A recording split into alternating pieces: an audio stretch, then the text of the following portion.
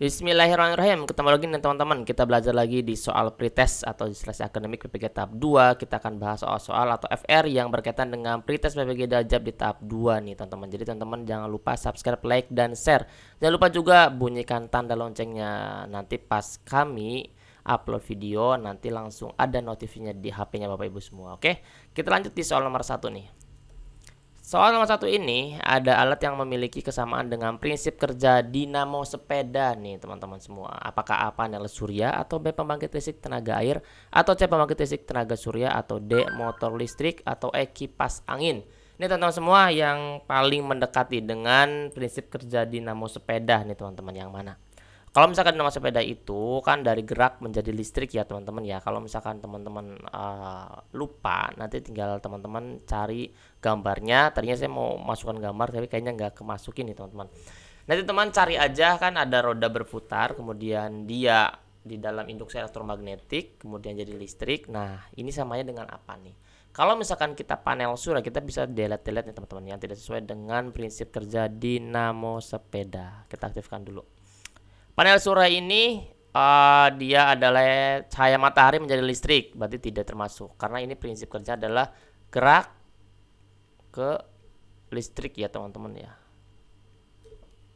Kemudian yang B pembangkit listrik tenaga air. Ini pembangkit tenaga air tadinya gerak menjadi listrik karena kan ada turbin ya teman-teman ya, digerakkan oleh arus air. Nah ini termasuk ke dalam prinsip kerja dinamo nih teman-teman. Jadi nomor 1 itu jawabannya yang B. Tapi kita akan bahas teman-teman sampai yang E.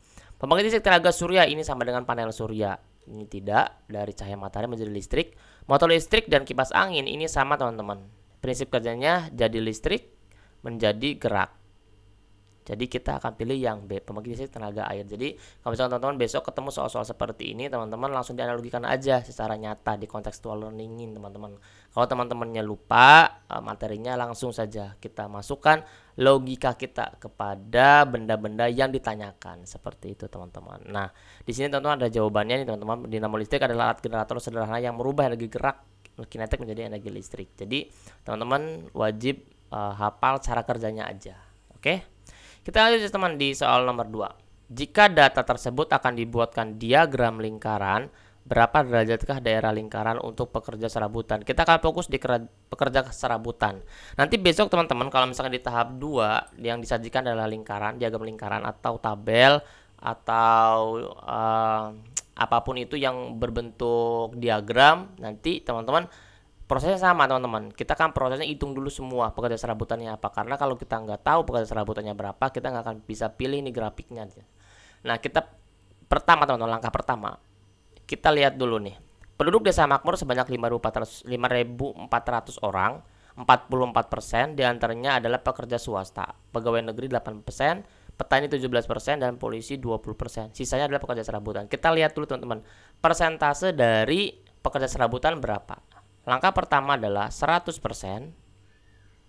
kurangi 44%, kurangi 8% dari pegawai negeri, kurangi petani 17%, kurangi polisi 20%. Nah, jadi berapa nih teman-teman total dari pekerja serabutan?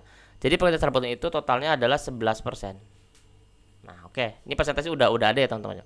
Kemudian langkah kedua, hitung besaran derajat karena yang ditanyakan adalah besaran derajat. Kalau misalkan ditanyakan adalah persentase, berarti ini sudah selesai. Nah, teman-teman di sini hitungnya pegawai ini dulu teman-teman, pekerja swasta dulu. Pekerja swasta dari 44%. 44% gitu teman-teman, dikali 360 derajat. Karena kalau derajat itu kan 360 ya teman-teman ya, kalau persentase berarti 100. Berarti sama dengan berapa nih? 158,4 derajat. Kalau teman-teman lupa caranya, 44/100 dikali 360. Nih misalkan gini, 44/100 dikali 360 kayak gitu. Ini bagi ini boleh. Nanti kalau ini bagi berarti 3,6, tinggal dikalikan aja dengan 44. Hasilnya akan sama, 158,4 derajat. Kemudian setelah 44% berarti kita masuk ke 8% dikali dengan 360 derajat. Semuanya 360 derajat dikalinya. Kemudian mendapatkan 28,8 derajat. Hitungannya sama kayak gini teman-teman. Kemudian sekarang petani 17% dikali dengan 360 derajat sama dengan 61,2 derajat. Kemudian di sini polisi adalah 20%. Kemudian dikalikan 360 derajat sama dengan 72 derajat. Nah, tinggal yang serabutannya nih teman-teman. Serabutan. Berarti yang serabutan itu 11% gitu. Dikali 360 derajat. Hasilnya adalah 39,6 derajat. Jadi jawabannya adalah yang C. Seperti itu teman-teman. Jadi kita lihat dulu persentasenya berapa. Kemudian kalau misalnya dia ke derajat berarti kalikan 360. Oke. Gampang ya teman-teman ya. Kita lanjut di soal nomor 3 nih. Sebuah bus dengan kecepatan rata-rata 65 km per jam berangkat dari kota A pada pukul 7 dan tiba di kota B pada pukul 19.45.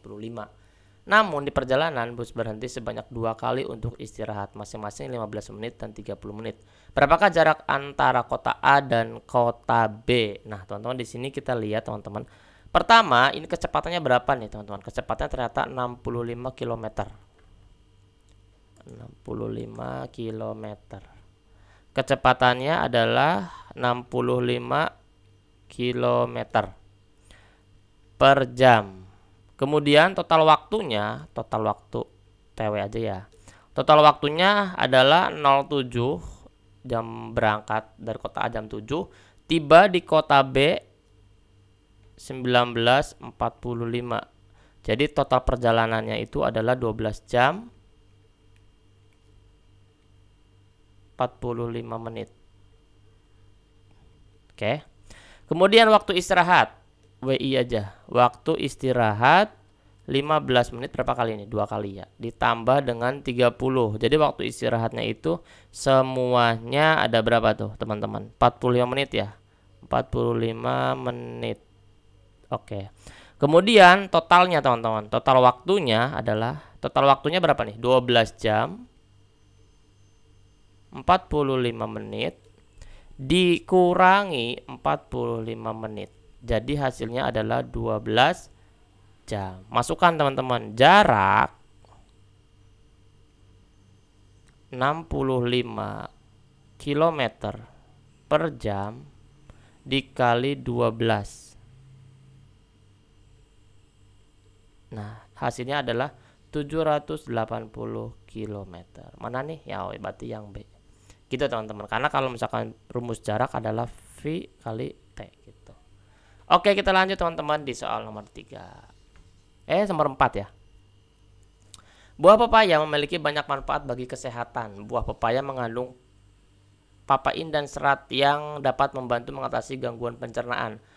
Kandungan vitamin C dalam buah pepaya dapat memperbaiki sistem imunitas tubuh. Sementara itu biji pepaya juga mengandung flavonoid untuk menjaga kesehatan ginjal. Teks di atas masuk jenis paragraf apa? Apakah narasi, deskripsi, argumentasi, eksposisi, atau persuasi? Teman-teman jangan lupa nih teman-teman. Kalau misalkan narasi, kita cari dulu ciri-cirinya.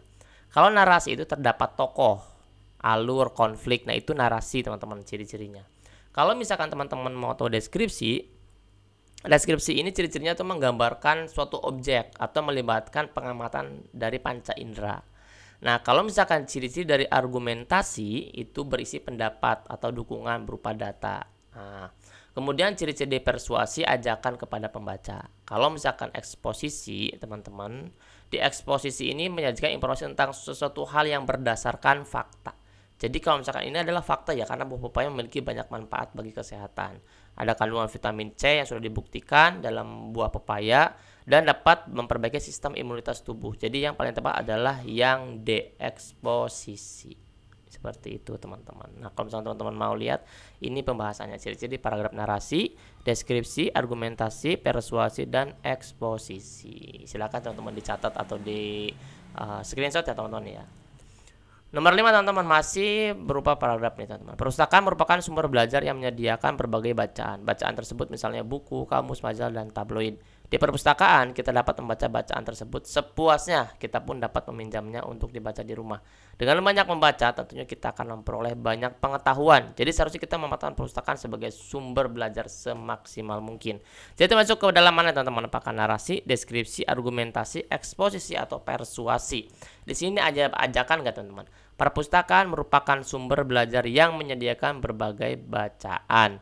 Bacaan tersebut misalnya buku, kamus, majalah, dan tabloid. Di perpustakaan kita dapat membaca bacaan tersebut sepuasnya. Jadi kita dapat membaca bacaan tersebut sepuasnya. Itu adalah ajakan supaya kita bisa ke perpustakaan dan membaca bacaan yang ada di perpustakaan itu, atau membaca buku yang ada di perpustakaan itu. Oke.